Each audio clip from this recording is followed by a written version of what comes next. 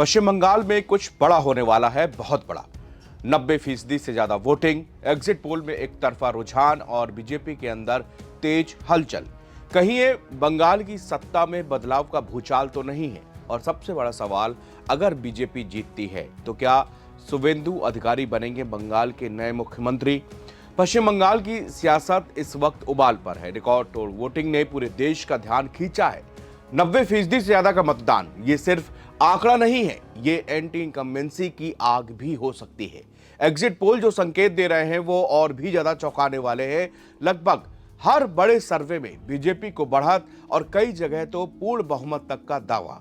अगर ये आंकड़े सच साबित होते हैं तो बंगाल में पहली बार बीजेपी की सरकार बन सकती है। अब सबसे बड़ा सवाल कि अगर 4 मई को आने वाले नतीजे एग्जिट पोल के अनुमानों पर खरे उतरते हैं तो बीजेपी की जीत होती है तो सीएम कौन होगा?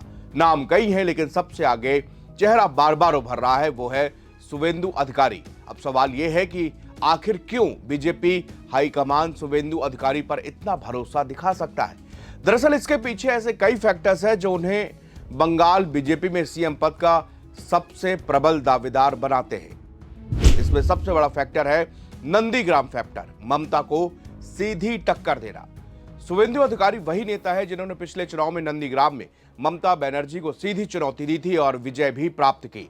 नंदीग्राम सिर्फ एक सीट नहीं बल्कि बंगाल की सियासत का प्रतीक भी है। अगर कोई नेता ममता के गढ़ में खड़ा होकर उन्हें चुनौती दे सकता है तो वो बीजेपी के लिए सबसे बड़ा चेहरा बन जाता है।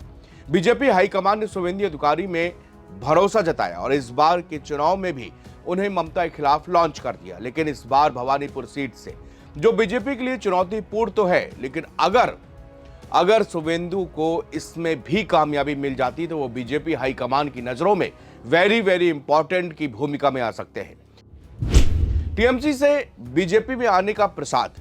पश्चिम बंगाल में अगर बीजेपी जीतती है तो शुवेंदु अधिकारी को मुख्यमंत्री बनाकर वो एक ऐसा संदेश भी देना चाहेगी कि बीजेपी के दरवाजे में न केवल विरोधी दल के नेताओं के लिए खुले हैं, बल्कि पार्टी के साथ जुड़कर उनका पद और प्रतिष्ठा भी बढ़ सकती है। ये फॉर्मूला बीजेपी का बिहार में नजर आया, जहां बीजेपी ने थोड़ा देर से ही सही लेकिन सम्राट चौधरी को मुख्यमंत्री बनाया है।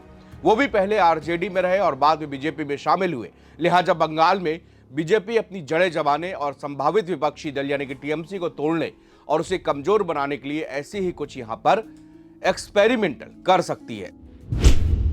शुवेंदु का ग्राउंड कनेक्शन और कैडर में पकड़। शुवेंदु अधिकारी सिर्फ नेता नहीं बल्कि ग्रास रूट प्लेयर भी है। पूर्वी मिदनापुर और आसपास के इलाकों में उनकी मजबूत पकड़ है। बीजेपी को बंगाल में एक ऐसे चेहरे की आवश्यकता है जो जमीन पर काम कर सके। शुवेंदु अधिकारी इस रोल पर बिल्कुल फिट बैठते हैं। शुवेंदु की हिंदुत्ववादी छवि और क्षेत्रीय बैलेंस। बीजेपी बंगाल में हिंदुत्व की राजनीति को आगे बढ़ा रही है। शुवेंदु अधिकारी इस नैरेटिव को भी मजबूती देते हैं और साथ ही स्थानीय बंगाली पहचान से भी जुड़े हैं, यानी वो दिल्ली और बंगाल दोनों के बीच में संतुलन बना सकते हैं। शुवेंदु पर हाईकमान का भरोसा।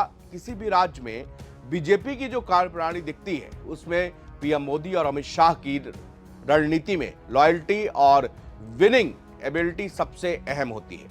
शुवेंदु अधिकारी ने दोनों ही चीजें साबित की है। पार्टी के प्रति वफादारी और चुनाव जीतने की क्षमता उन्हें पश्चिम बंगाल के होने वाले मुख्यमंत्री के गुणों से नवाजता है। इस वक्त कोलकाता में बीजेपी दफ्तर में हलचल तेज है।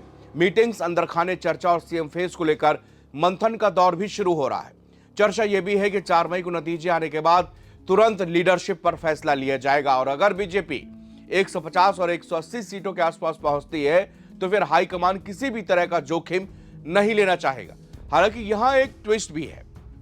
बीजेपी के अंदर कई दिग्गज चेहरे हैं। केंद्रीय नेतृत्व सरप्राइज कार्ड भी खेल सकता है और बंगाल जैसी जटिल राजनीतिक में कास्ट, रीजन और पॉलिटिकल बैलेंस बहुत मायने रखता है। इसलिए यह कहना भी जल्दबाजी होगा कि सिर्फ शुवेंदु अधिकारी ही फाइनल होंगे, लेकिन रेस में सबसे आगे ये दिख रहा है, अभी तक जो नाम चल रहा है वो शुवेंदु अधिकारी का ही चल रहा है।